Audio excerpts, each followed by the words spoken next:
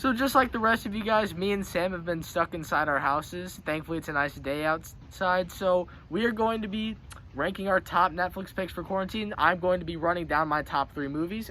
And I will be doing the top 3 TV shows. All right, so let's get right into it. So my number 3 movie on Netflix to stream is Taxi Driver. This one is an old film. It's directed by Martin Scorsese, and it's starring Robert De Niro as Travis Bickle, who is a taxi driver in New York City, and it documents him as he goes off the deep end. I love this film because it's a good commentary on masculinity and what loneliness can do to a man.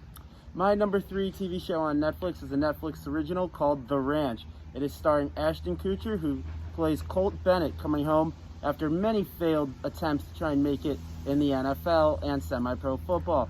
And it's about how he comes home to work on his family ranch and gains his trust back from his family. All right, so my number 2 movie on Netflix is Ex Machina. It's about a guy who wins an office contest to go and live at the CEO's isolated modern mansion for a week.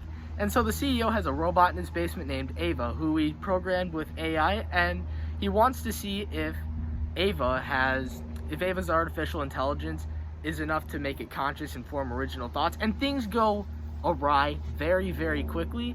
And I like this movie because I think the message is going to be relevant in the future, and I think it's always going to be relevant about the issue of artificial intelligence. It's a real masterpiece of a sci-fi film, and I don't think it got the hype it deserved. My number 2 for Netflix TV shows has to be Outer Banks.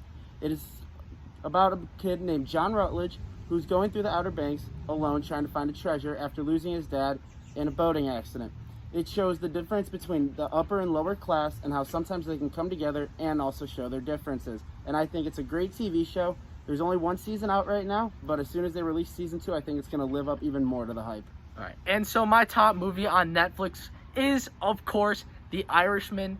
Robert De Niro and Martin Scorsese are reuniting from Taxi Driver on this one, but this time, Robert De Niro is playing Frank Sheeran, who recalls his time as a former hitman for the mafia. Oh my goodness, it was absolutely amazing. It is worth every second of its 3-hour and some minute runtime. Oh my goodness, 10 Oscars, 5 Golden Globes this film was nominated for. Oh my god, definitely give this a watch if you haven't yet. And so my number 1 TV show on Netflix to watch is actually not quite on Netflix yet. It's becoming later on this week, but is The Last Dance. This is a documentary series about Michael Jordan and the 97-98 Bulls.